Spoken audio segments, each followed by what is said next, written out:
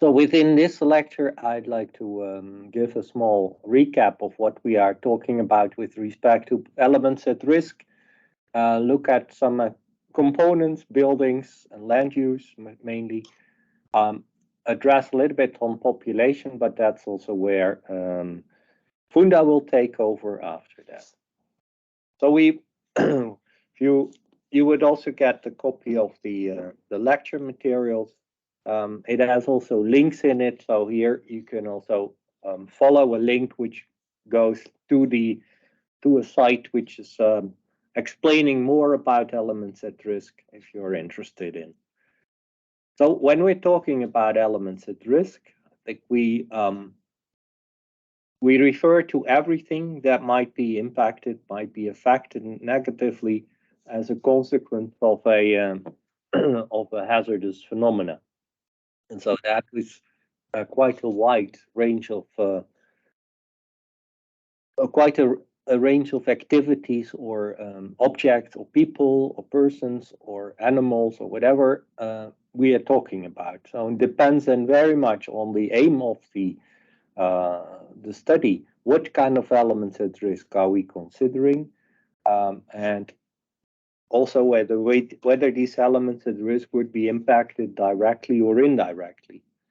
So in many cases, we kind of restrict it to physical objects, but that's maybe too limited, especially in the framework of a project like PARATUS, where we are also considering the indirect impacts.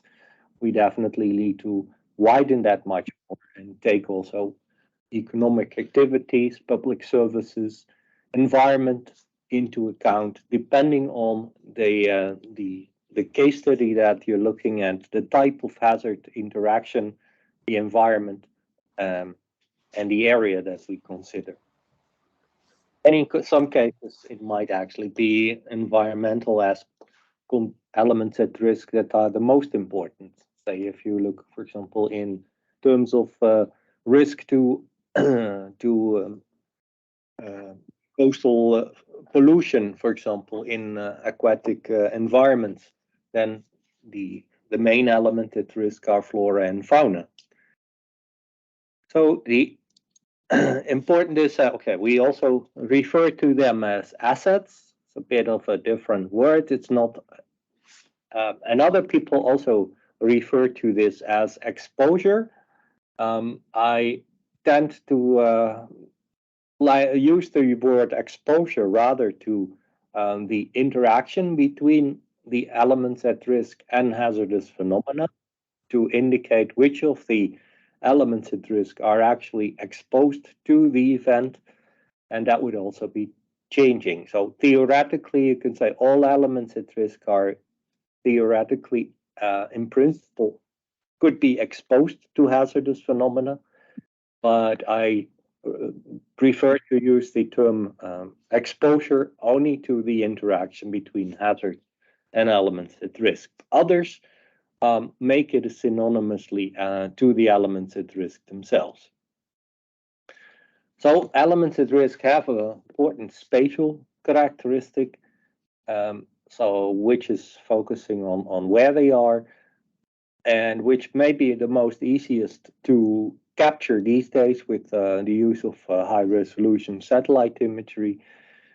More difficult is to characterize the non-spatial characteristics.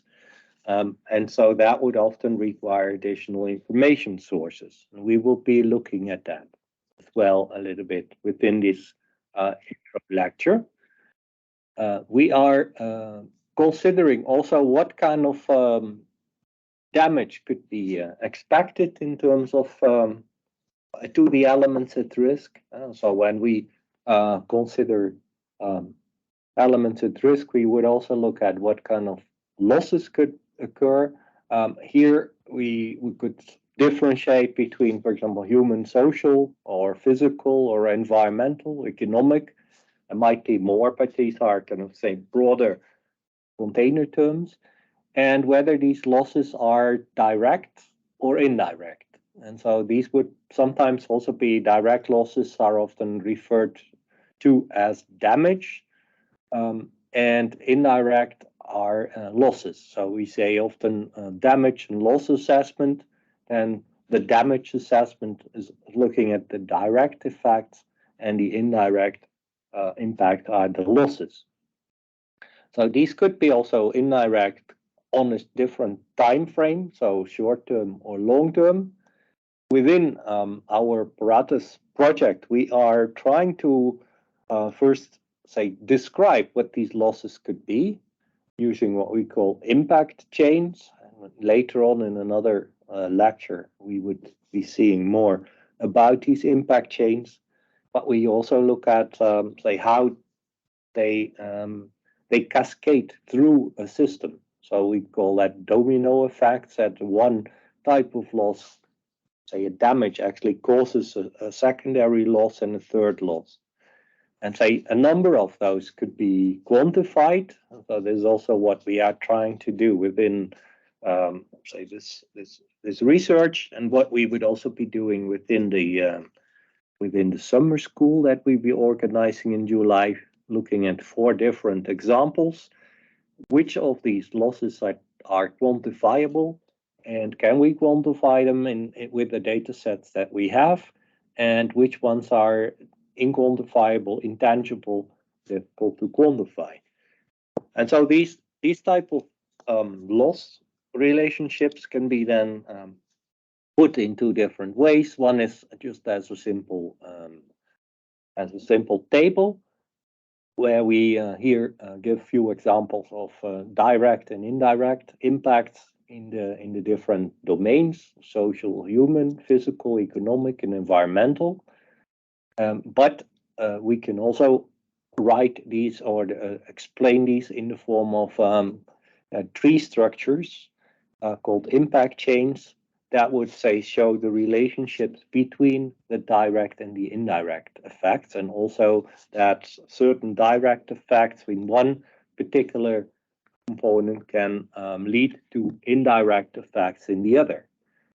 So that, for example, physical direct impacts leads to indirect social, human, or economic impact. Mapping this out is a very important but also a complicated aspect, and trying to quantify that even more. What we're trying to do in a project in PARATUS is that we learn from historical events that have happened, and where after an event they have made a damage survey called post-disaster needs assessment survey, that they have analyzed what was the direct impact, what was the indirect impact, and the long-term effects of those. So looking at those different types of impacts, we see that we also would need quite a different type of data sets to cover those. This is what we'll be focusing a bit on in this lecture, on say what kind of information needs are there with respect to addressing those element at risk exposure information to be able to quantify or describe these direct and indirect impacts. So that depends, of course, on we'd say sectors, but there's also kind of a general classification of elements at risk that's being used, for example, in loss estimation methods, such as the US method called HAZARDS. HAZARDS in the US, it's a computerized system for mapping multi-hazard risk, specifically focusing on the situation in the US and for earthquakes, flooding, and windstorms. And they also outline these major categories here. The physical elements being most important aspects that also are used often as a basis for addressing the other factors. So buildings here are definitely the most crucial ones. So many of these loss estimation tools would focus on estimating building losses. But depending on, say, the aim of your study, you can also focus on entirely different sets of elements at risk. Obviously, second, and perhaps the most important, is population. But population could be a derivative actually from the physical elements. So many of the methods say first map building stocks, and based on building stock, they do what they call a dosimetric mapping, so kind of distribution of population over a census area based on the built-up area to characterize what would be the population characteristics. Essential facilities are a third important group, looking at those facilities that are essential in the direct aftermath of a disaster, for emergency response and for shelters. And so these are a separate group of elements at risk that also are generally looked at separately. Another group is the transportation facilities, so networks that link different transportation systems. They are extremely important because they would also determine the post-disaster relief efforts, and also will determine the long-term economic effects to a certain degree on how much the transportation infrastructure is affected. A bit similar to that are the lifelines. So those are all the networks that provide essential goods and services to the population, like water, sewage, electricity, telecommunication. And so these are examples of groups of elements at risk that are also being considered in a separate manner in many of the risk assessment methods. Of course, which elements at risk are important to consider? That depends very much on objective of the risk assessment study. So whether we are looking at risk assessment for preparedness planning, so to improve, say, emergency response planning, then we would focus primarily on the population and on the location of shelters. When we focus on spatial planning, the most logical way of then using the elements at risk in terms of land use types, so more spatial units with a different land use type and not so much individual buildings, for example, as for future scenarios that makes not so much relevance. For risk reduction planning, it might therefore be important to look at buildings and population and see what would be the effect of risk mitigation measures on reducing the direct and indirect risk to population. And so for each requirement, you might need different set of elements at risk. So this is used as a basis for decision making.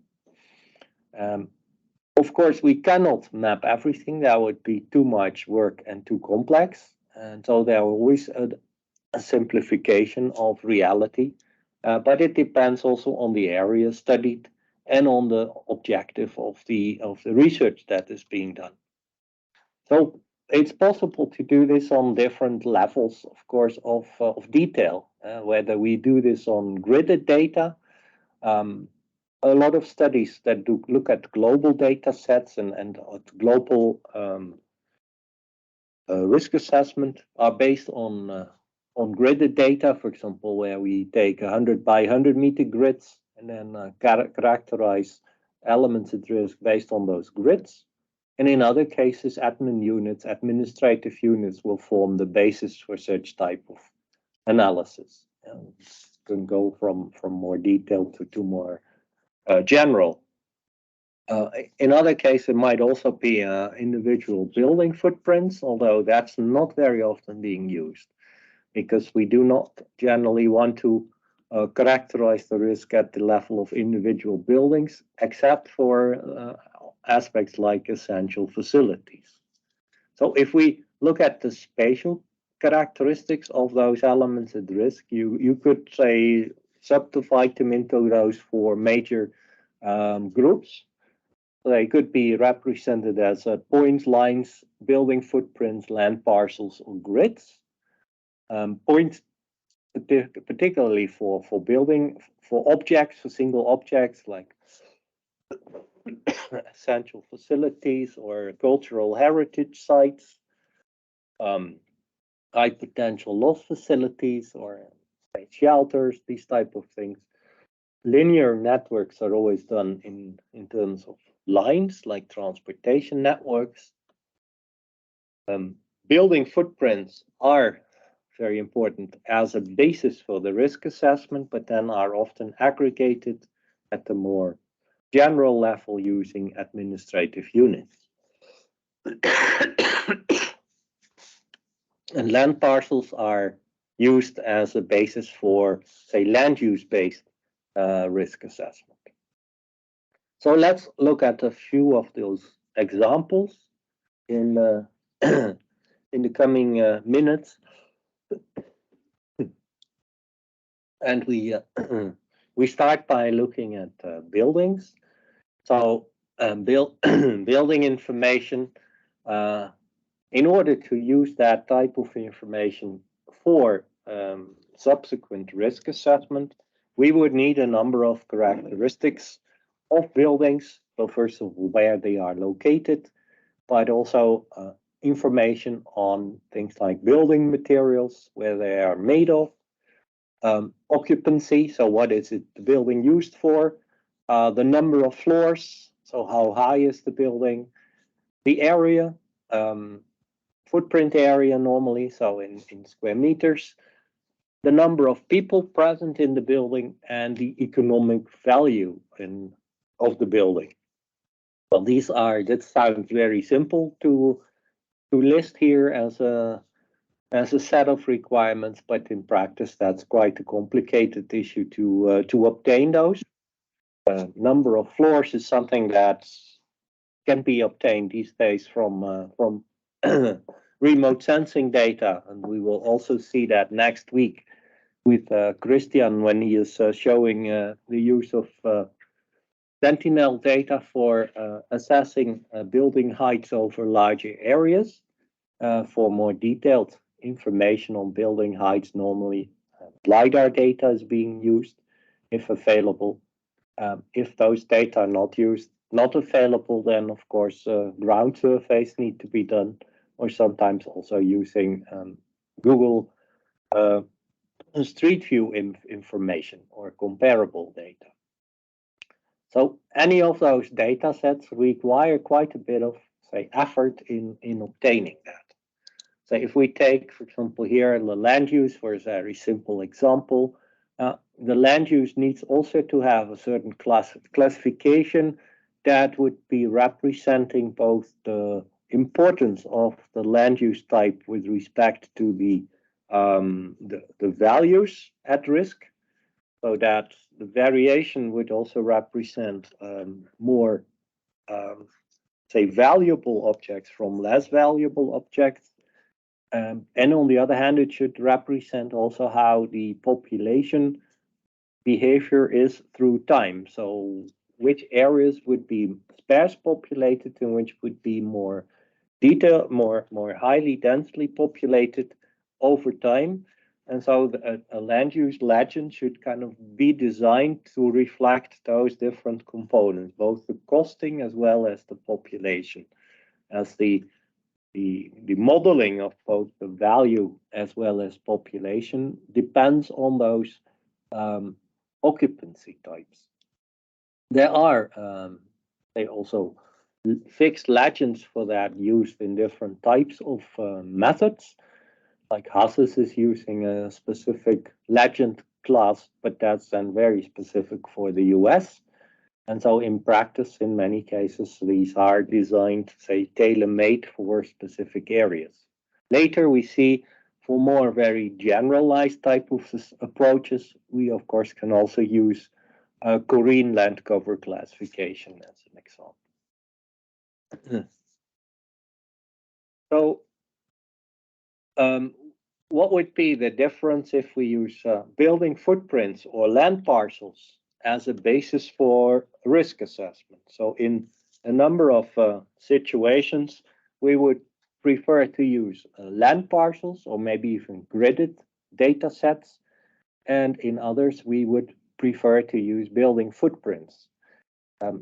In the case of, say, events that cause very specific impacts to damaging buildings, take, for example, the earthquake in Turkey and Syria that happened in February. Here, for the assessment of the impact beforehand, it would be very relevant to look at the building footprint level if information would be available on aspects like what is the building quality, what is the number of floors, what construction materials, in order to make an estimate on, say, how many buildings per unit area would be likely to have severe damage or not. Doing this over a gridded area or over building footprints would be making that much more complicated.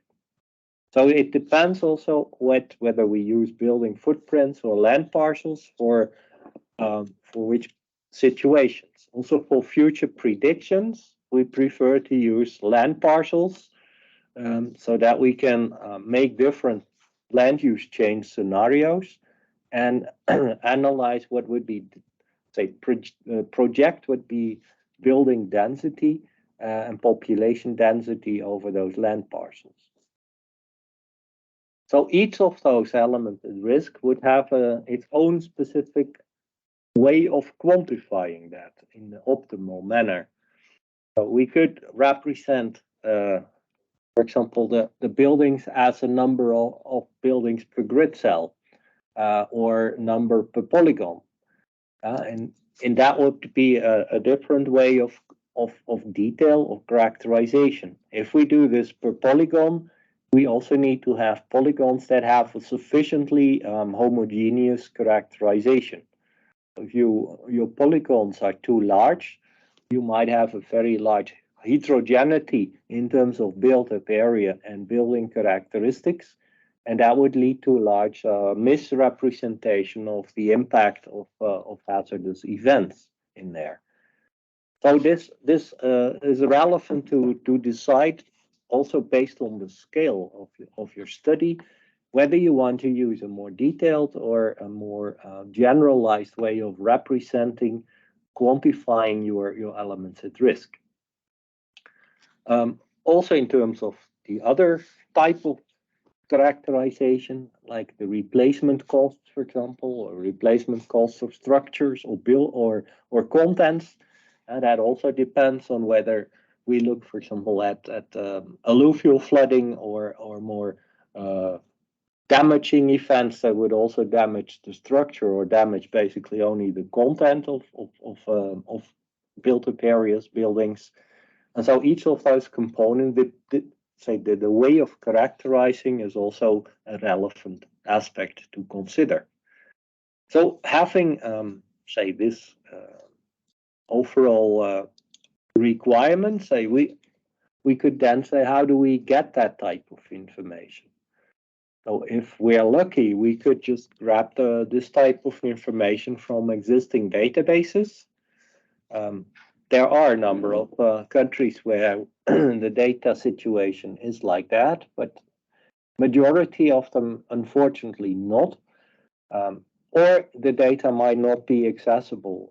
They might be available, but not accessible you don't have the rights to use them. And so in many other situations, you would have to apply different methods. Remote sensing-based tools will be discussed extensively next week.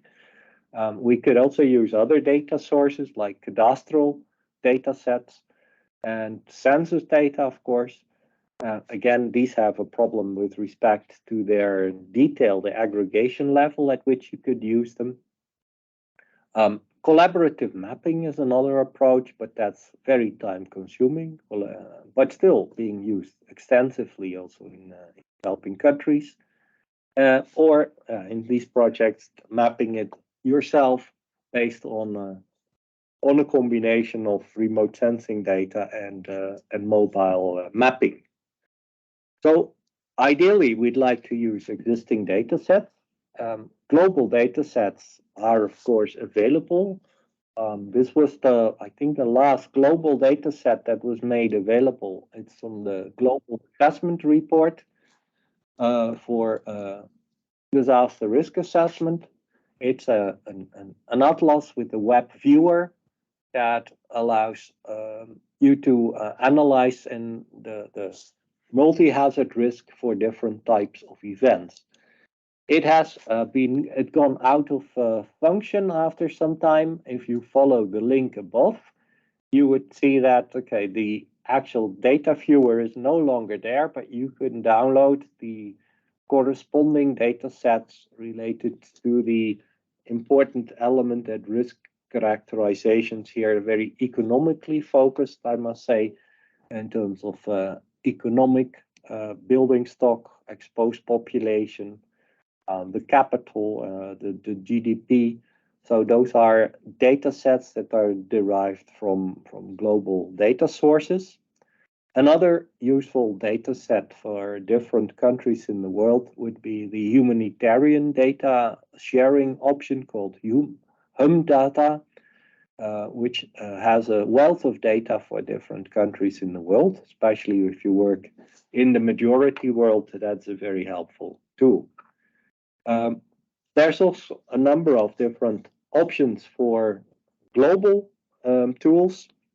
So world settlement through footprint, global assessment, footprint. So these are derived generally from merging statistical data, mostly census data, with remote sensing derived GIS data, for example, information on the built-up areas, and then are kind of combined in the way to provide a number of data layers that can be used also globally.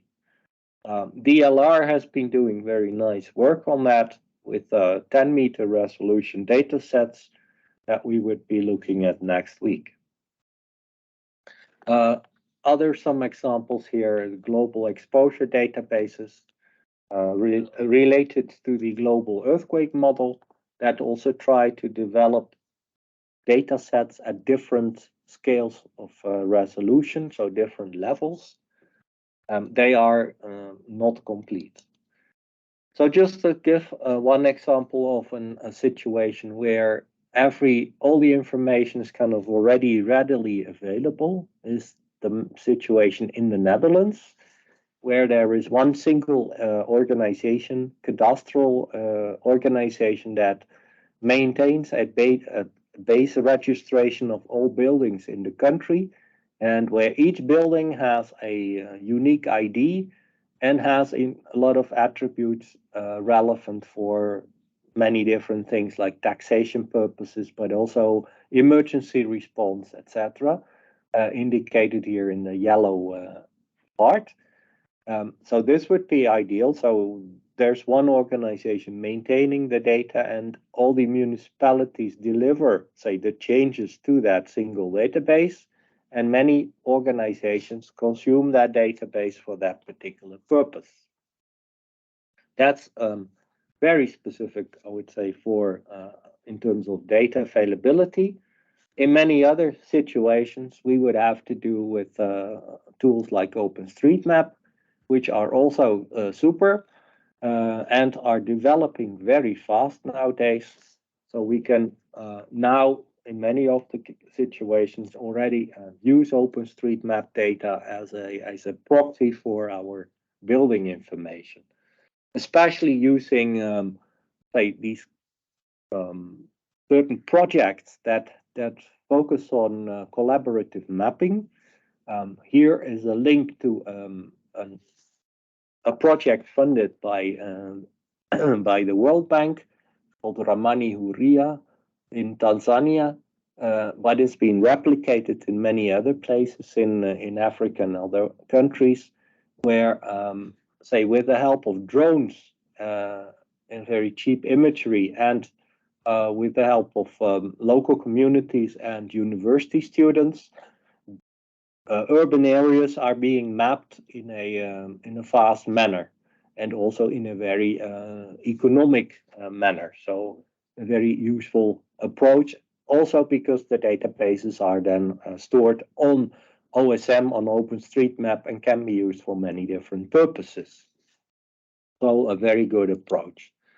If you want to have a look later also to so how fast that goes, you could follow this YouTube video that shows how, say, in kind of lights, how fast Africa was mapped in this way. Now, it sounds a bit better than it is in reality, because if you look in detail, there are still many areas in the world that are unmapped.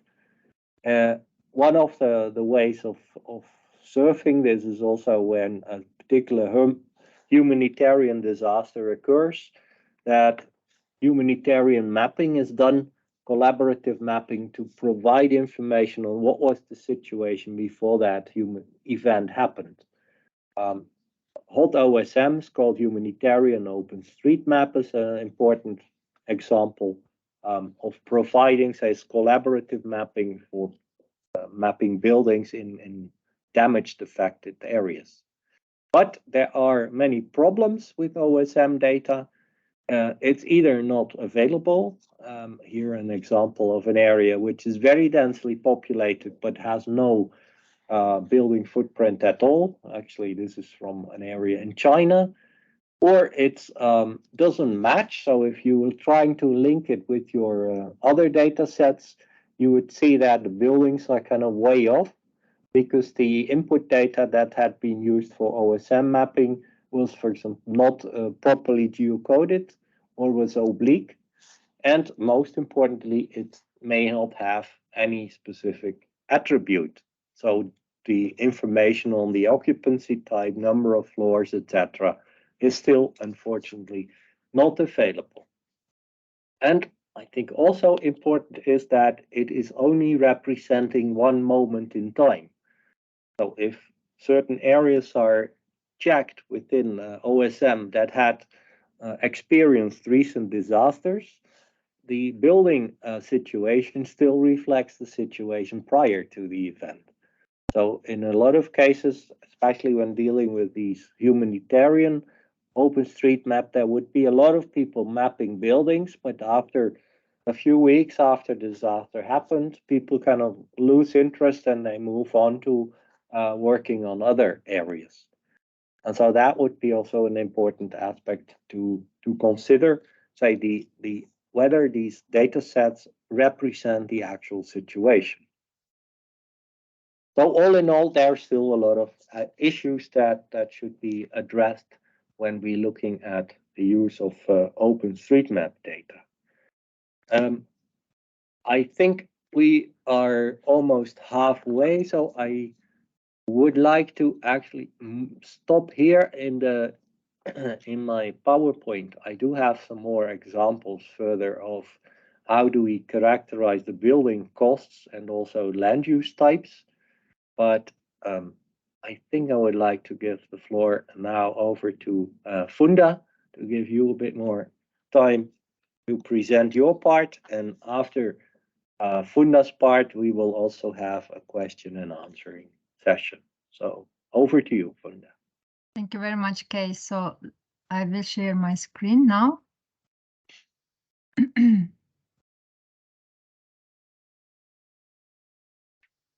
Yes, do you see it? Yes. Do you see it in presentation mode or no? Yes. Because I have two screens, I'm not sure. Okay. Okay, great. So hi everyone, and now I will share with you a little bit like a different point of, like the same things, but we will talk about how these things are interacting, like the elements that Cees mentioned, how they are interacting in the complex systems. And so, and what is the impact of this interaction in these systems? And we will also talk about the part of population in this, like human, and we will also talk about organizational and tactical sectors. So, but before going into details, I would like to, does it work? No. Do you see the second slide? Oh, we still see the slide. You don't, just a moment, I will need to stop, sorry, and I will use only one screen.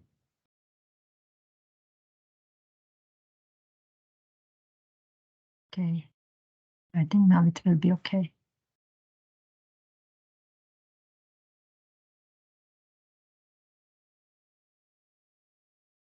Yes, okay. So I'll briefly introduce myself. I'm an urban planner, and I work on like complex city system analysis, especially when it is disrupted. What is the reaction of the city system? And I work on nature-based solutions for disaster risk reduction and earthquake and flood disaster risk assessment. So I'm telling you this so you will understand better my approach while I'm presenting you today's lecture. And so today we will talk about complex systems and exposure in these systems and how they are interacted to each other. First of all, what is a complex system? And in a complex system, we have a great number of heterogeneous and highly interconnected elements, and all these elements function as a whole. Like Cees already mentioned to you, the elements like the buildings, like the roads, and various elements that help the cities function as a whole. And all these elements are different, and they are highly interconnected.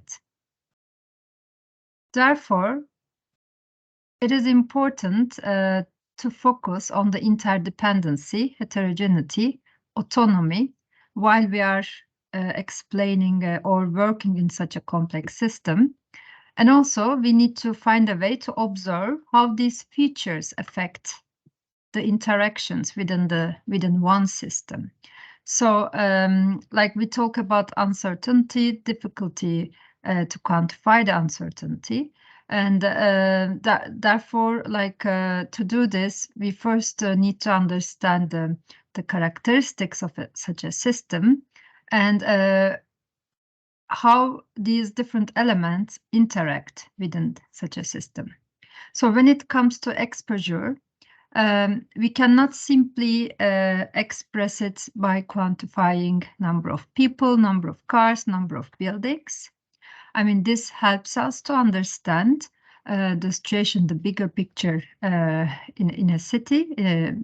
But if we want to understand the interaction of if you want to consider the interaction of dependencies between these elements, like number of people living or number of buildings we have.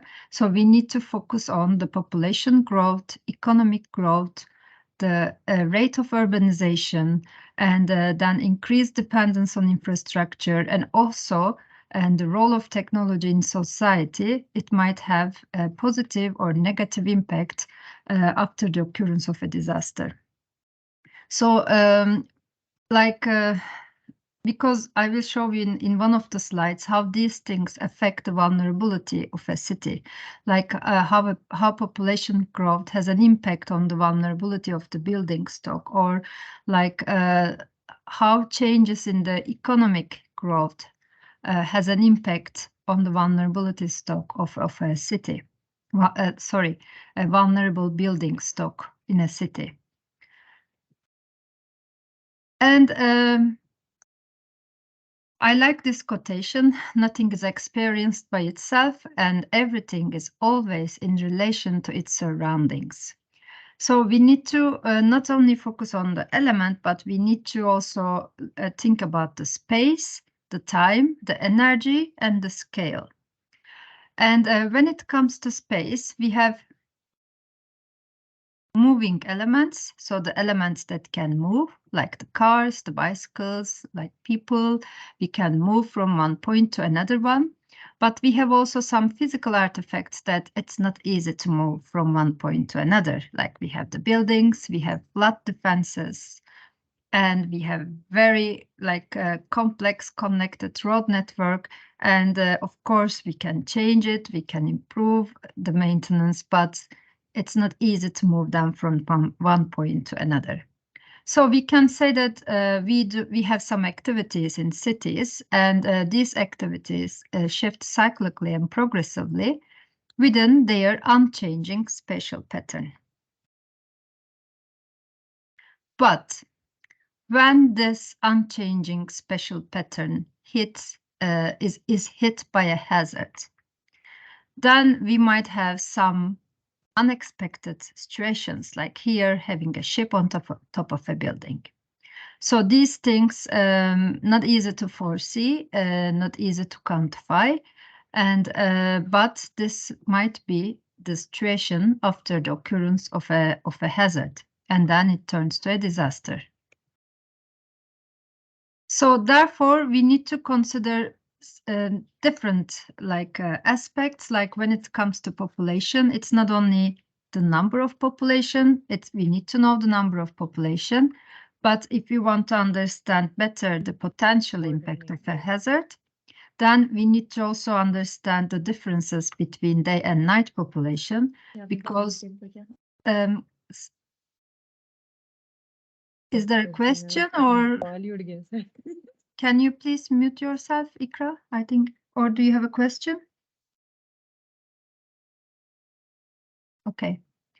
For example, here it's the historical peninsula in Istanbul, and there's a huge difference between day and night population. This difference doesn't happen everywhere, but in some central areas, you might see this difference. And when you look at disaster risk management plans, they consider residential population mainly. So it is an important aspect to check whether the plan is considered day or night population, and whether there's a difference between day and night population, because we don't know when an earthquake would hit this area. So we don't know whether it will happen during the day or during the night. So it's important to understand this difference, and because we don't have because we have limited resources, and it is important to decide how to allocate those resources. And time and energy. This is quite a complicated graph. I try to simplify it. So here you see the development of Istanbul, like in 4 different periods. So I started with the establishment of the Republic, 1923. It's the second one, and before that it is the Ottoman period. And it started with a plan. So they invited an architect to modernize the city, and to prepare a plan for the future Istanbul. And after the with the establishment of the Turkish Republic, the population dropped half, from 1 million to 500,000. And also they wanted to modernize the city, most of the buildings demolished, and the industrial activities located, that time it was outside the city, but with the growth of the city, they became central and centrally located. And the estimated population was 10 times less than the real one in the 50s. So due to this problems, I'm explaining this because it involves also the time aspect. We take decisions in present considering the past, but these decisions are for the future. So concepts of future are affected by past experiences, but things might change. For example, in the beginning, the economic policies were different. Then they changed it in the 50s, and they decided to give the importance to Istanbul and the Marmara region, and this ended up with very rapid urban development, rapid increase in the population. And then to solve the problem, they started started having different plans for the city, and this resulted in fragmented planning and also low quality dwelling. So, and all the decisions taken in the past, they have an impact in our present and also in the future. So, and then here, for example, the decisions for the production, for the activities, for the consumption necessities, all these decisions have also an impact on the current vulnerability of cities. So this is just like an exercise for me to see like how the decisions taken for the spatial development have an impact on the physical vulnerability of the city. So, and when it comes to scale, we have 3 different scales, and we take different decisions, and we use different data sets in each scale. Like in the regional scale, like for example, this is a map for the regional scale. You decide like the central areas and the transportation network, where to locate airport, where to locate the ports. And but when it comes to local scale, it's more in detail.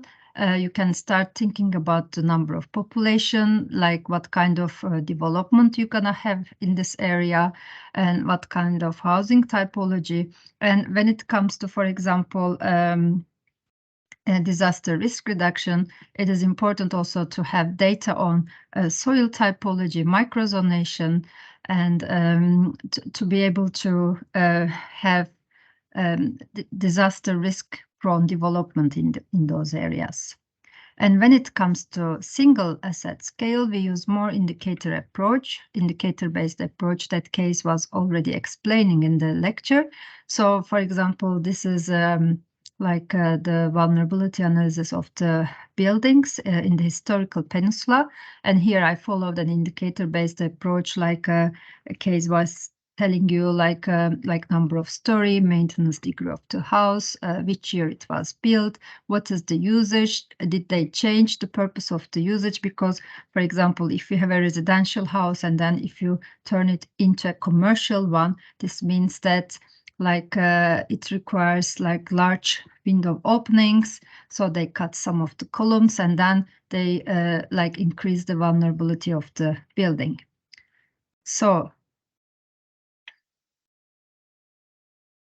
and when it comes to social vulnerability, 25 years ago, like Susan Cutter, she pioneered this social vulnerability concept, and she prepared a vulnerability index. And the question that she asked was, are societies more vulnerable to environmental hazards? Because if you look at how things had developed, for example, the planning discipline, it was very technical in the very beginning. And the same for the disaster risk reduction, the problem was considered technical in the beginning, like before the Second World War. And then things have changed and people started also asking the question of, the society, might have also a role in that. It's not only technical, it's also the people, it's also the institutions, organizations, and then things have changed in a different direction. And then Susan Cutter, for example, she developed this index. Here you look at the gender, race, I just included some examples here. For example, we look at the socioeconomic status, income, political power, prestige, and gender, race, and ethnicity. But while preparing, while filling in this index, it's also important to consider the local characteristics, especially when it comes to gender, when it comes to race. So, and there are also some issues like coping capacities that might decrease the vulnerability of specific groups. And here, for example, age and elderly and children, they are considered more vulnerable than the rest of the population due to some reasons like mobility concerns and they require care and the lack of resilience. And but in some cases, this might be different, like an experienced elderly, for example, can also provide you with some solutions during a disaster. And this is like there are various indicators for this in this index to follow. And if you are interested, like I included the link here.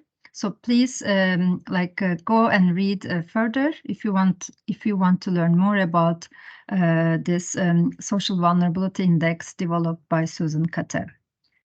But I won't give you more details about indicator approach because I would like to share with you a different perspective to be able to prepare this impact chains.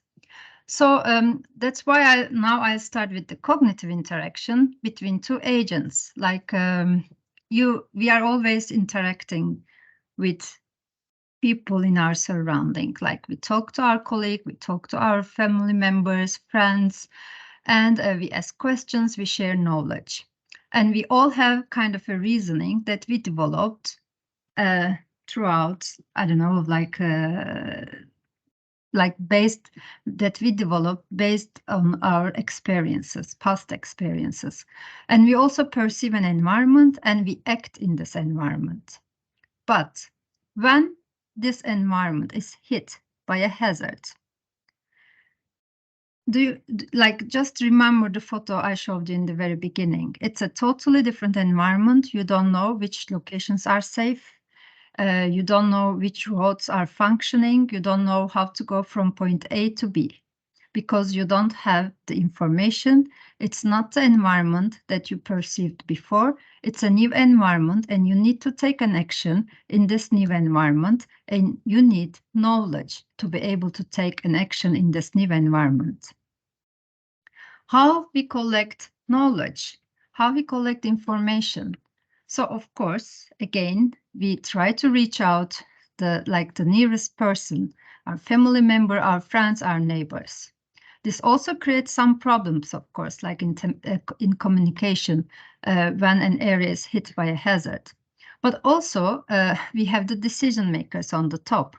For them also it's limited, like the knowledge, because they are not in the environment directly, but they collect the information from emergency personnel, from employees, etc. And when it comes to agents, we don't react the same. Some agents are autonomous, some agents are learning, some agents are cooperative. So it doesn't only depend on the information that we collect, it also depends on the typology of the agent, how we react in such a new environment. So, and this perception and action is valid in all these 4 layers, in the spatial, organizational, tactical, and public layers. And all these layers are highly independent and they have to be managed, and it requires knowledge to manage these layers and also the interconnection among these layers. So it is true that such a complex and interconnected system is prone to error, but also innovation. So we see lots of innovations, lots of solutions during crisis. And this is an example for the spatial layer. So like Cees mentioned you the land use. So the first map is a map for the land use. You see the commercial zones, land use. You see the governmental buildings and military locations, ports. And on the other side, you see 2 maps. One is one of them shows you the vulnerability of the buildings. Another one shows you vulnerability of the infrastructure. So I told you before, like this is calculated based on the indicator approach, like the number of story and the maintenance level and the year that the building was built due to the building, like differences in the building code, the usage of the building, and whether the building is listed or not. So it was the spatial layer. We have also the organizational layer that is functioning during, especially during like emergencies, they make the decisions. And in this layer, we have multiple actors with different knowledge, with different resources, different target population, and a different purpose. Like, for example, when you look at the police and the fire brigade, for police, if there's a problem, they just try to close the area, keep everyone in to solve the problem, and until they find who is responsible for this. For fire brigade, they want to open all the roads, like to be able to save people from a fire. They have large tracks. Police, they have like small cars, motorcycles. So as you see, their resources are different, their methods are different. But when it comes to crisis situation, all these actors need to collaborate and work together. And their scale of operations also different. And during an emergency, during a crisis, all these people together, they need like timely, informed, and collective action to mobilize the response. As you see, it's quite complex, and things most of the time they don't go according to the plan, and then we have the like impacts which were not seen before. In our area that we need to respond. And there are various sources that these people in the organizational level use. So they share the information, so with public. And here, for example, it's a flood warning website. So if you enter here, you will see the flood warnings in a timely manner and with detailed information.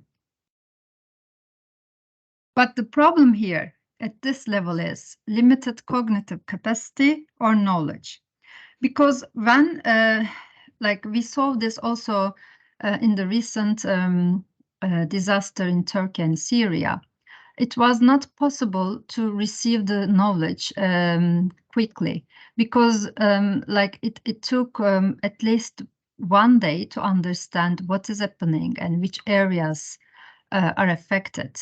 So it takes time to collect knowledge in during such huge disasters. Therefore, our cognitive capacity is limited, but the decisions have to be taken quickly in a rapidly changing environment. So that, again in the last disaster, there was a second earthquake, which is again more than 7.5 magnitude. So this had an impact on the environment, and the environment changed rapidly.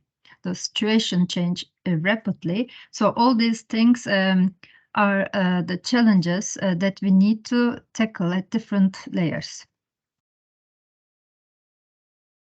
And another challenge is the implementation, because we have limited human and financial resources. So how we gonna decide how to allocate these resources?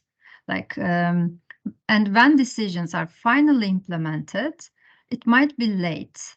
And so to go back, because the system is changing all the time, it's very dynamic. So, and it takes time to implement our decisions. Okay, so from organizational layer, I want to move to the tactical layer. So these are the people who are working in the scene, like first responders. And here, this is an example from the metro station. And I went there and I talked to people to understand what kind of problems they have, especially during an emergency. What are the principles? How they use this like principles to handle the emergencies. And they told me that there are like two principles: safety of staff and safety of customers. And if there's an emergency, they sound the alarm and they evacuate the people, and they follow the basic steps like inform the control center, stop people coming in, announce it, evacuate, and emergency people come in, and then they don't let anyone in until all clear. But of course, they encounter lots of problems during an emergency, although everything is clearly like listed, all the steps are known. And one of them is managing the crowd. So announcing the situation doesn't mean that people follow the announcement. And you might have also some communication problems due to the language, due to the like headphones. Maybe they don't listen to the announcement, like people with disabilities, and also the physical deficiencies that we might have in the metro stations. And of course, the lack of staff. So all these things might create some problems, and the plans that we have might not go according to the plan. So the actual situation, most of the time, it's different than the plan. And as you see, there are very well organized, like this is an example from the UK, but we have this in most of the countries. Like we have this warning signs, the levels, and what does signify each level, and what has to be done if the level, if it is a very high risk situation, or if there's low risk. So these things are very well known in many countries. And here you see an example to process of forecasting, warning, and response. So it starts with a possible flood recognized, like detection of the flood. And so Flood Defense Agency, they look at the situation, they understand, they monitor the forecasting, and if necessary, they warn. And then, of course, there are various institutions. There is media, there is police, and local authorities. And as you see, there's this detection, forecasting, dissemination, and response phases. So everything is connected, linked. And if you have one mistake in one of these steps, the entire system might be affected by this one single mistake.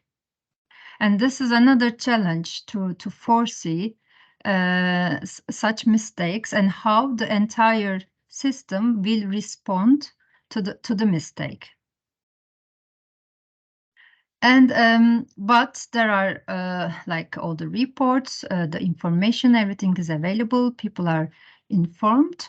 And here you see these things are also, you can access them via like a website. And Environment Agency's responsibility is to issue the warning. And here, this is an example, Port of London Authority, and they are responsible for river users. So as I told you in the very beginning, each organization has a different target group, and they have different resources and different responsibilities, but all these organizations should work in harmony. So in the tactical level, I observed three main problems. And one of them is the differences among involved organizations in disaster risk management. And these differences, especially if you work on impact chain, these differences should be considered. Like what are the resources, target populations of these organizations? What is the operation, like how they are operated? So all these things must be considered. And for achieving effective public understanding, the drills also must include participants from the public, which is very rare that they include in the emergency drills participants from public. And I mentioned this also in the very beginning, that the plans must be prepared by considering the local characteristics. So I mentioned this while showing you the vulnerability index. So it is okay to follow the indicators, but while following the indicators, you should also think of what are the local characteristics and how these indicators are linked to the local characteristics of this area. So here you see various information channels, and this is to inform public. And then after all these different surveys that I conducted, I went to public and I asked some questions to understand whether they are aware of these channels of this information. And my questionnaire included 5 different parts. I wanted to understand the perception and awareness of risk condition, awareness of flood warning, access to information programs, and also population's individual preparation. I won't show you all of them here. Later on, you can, if you are more interested, then you can check the publications. But I will show you here a couple of examples. For example, when it comes to awareness of information and access of information, and most of the people, almost all, they are not aware of the flood warning website.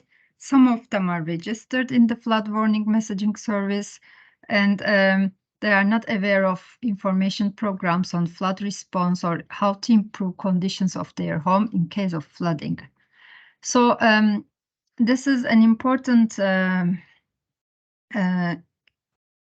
issue to keep in mind, like having information programs or warning websites or messaging services.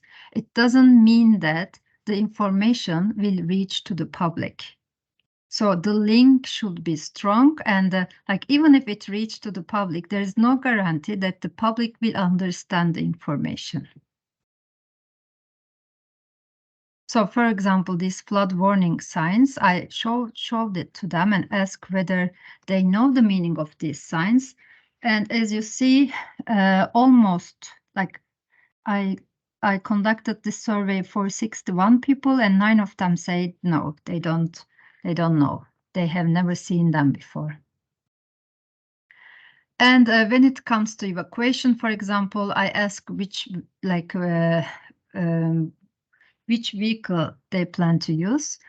And as you see, most of the people, almost half, will take their car. So this is something also has to be considered while you are planning the emergency road network.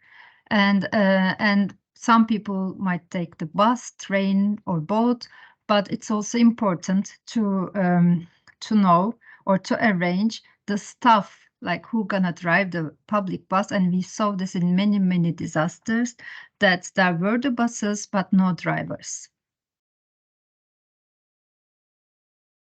There is also quite positive aspect when it comes to public layer and the emergent behavior.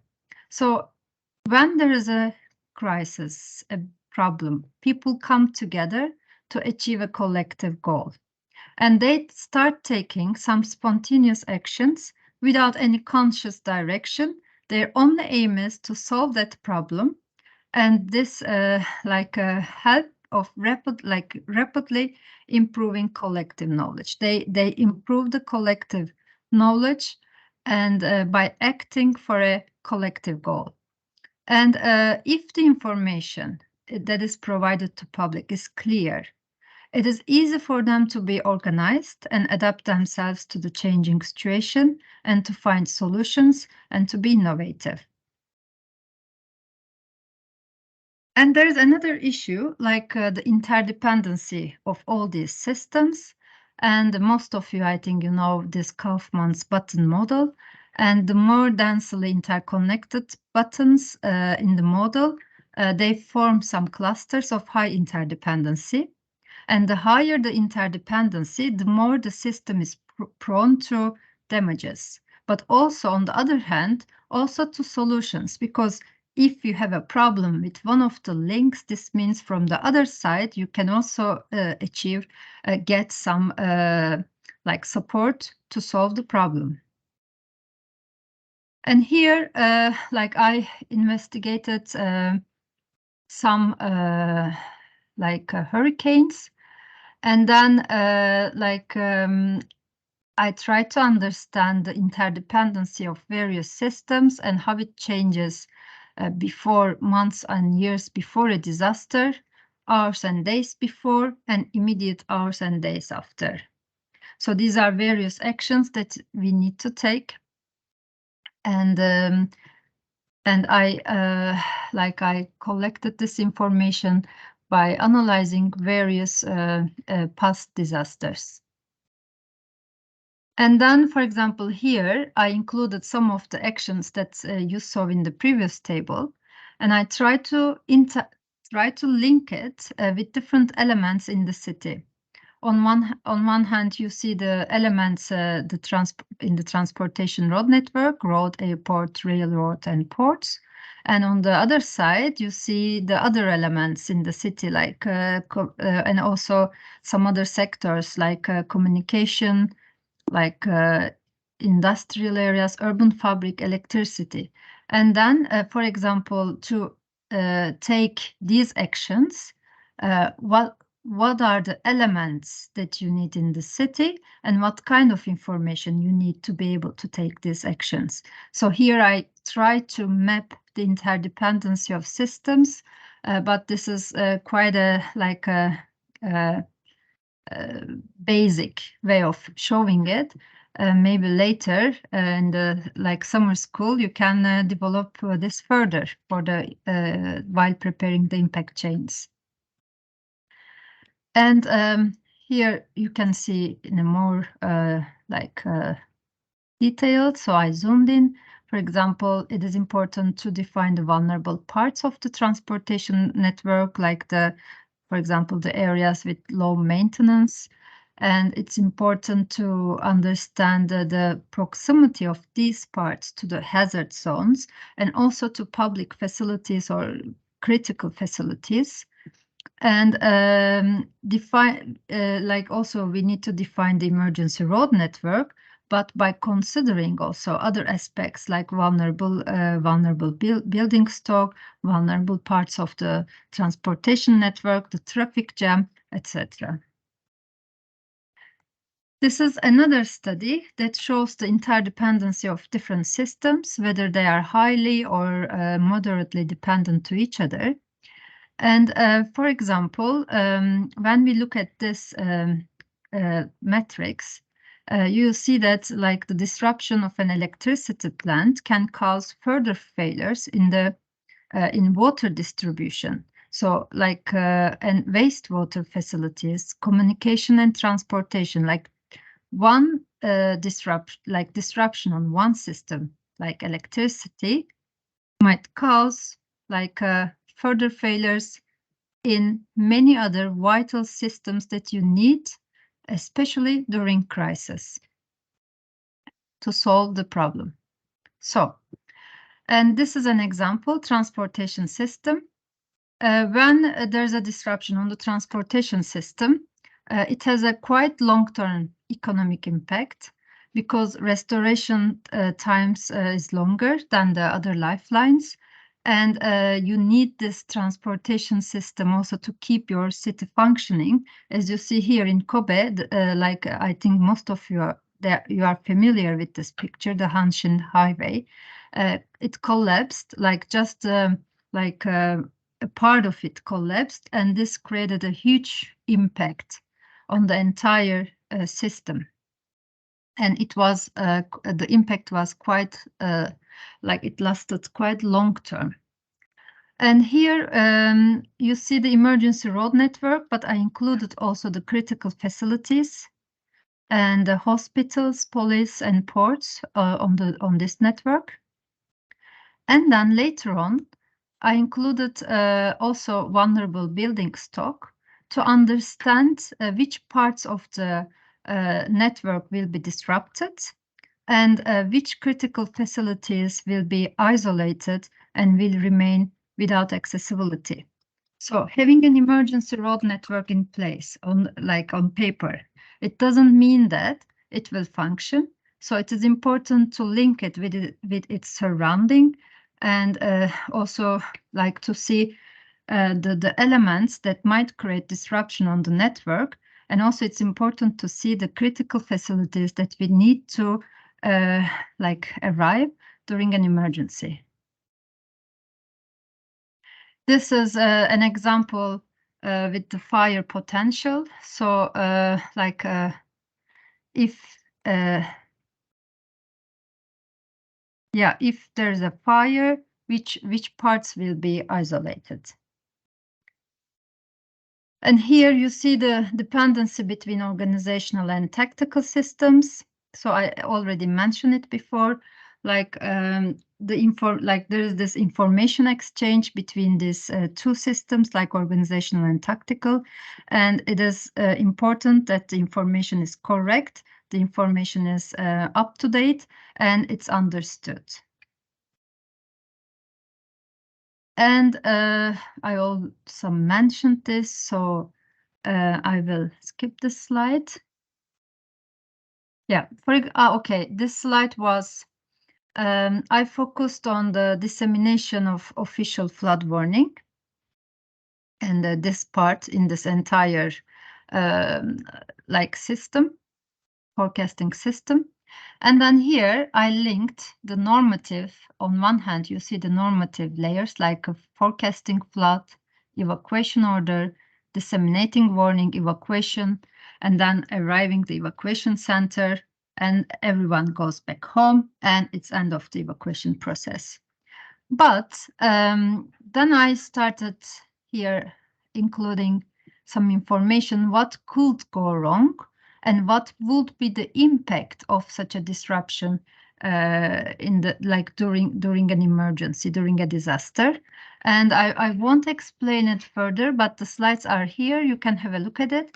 And I prepared this this scenario based on the information that I collected during the surveys. And so I have, I think, 5 minutes left, right, Cees? So I will be quick. So here I would like to summarize, and we should accept that we might have human error, and because we have limited cognitive capacity, we have limited knowledge, and implementation, it takes time and it requires resources, but we have limited human and financial resources.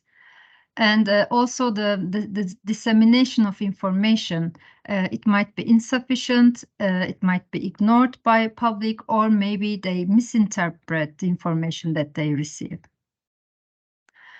And but at the same time, we have this feedback mechanisms that improve the conditions in complex systems.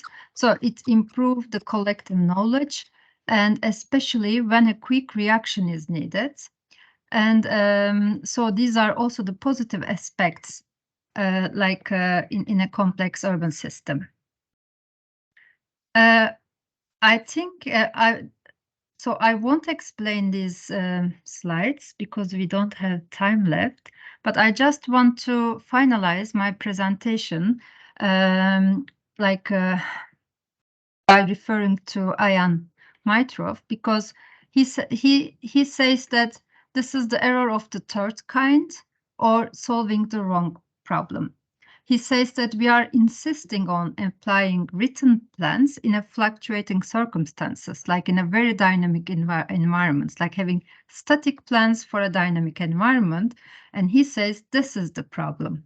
So two static plans without flexibility, but the environment is changing constantly, and also the outcome of actions, they change.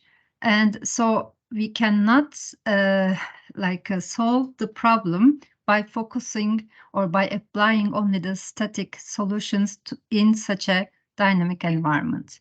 And later on, you can have a look at these slides. Here you see how different layers are interacted, what is the problem, and what is the impact. So yeah, that's all. Thank you very much. And at the end, so you also see the references that I used during the presentation.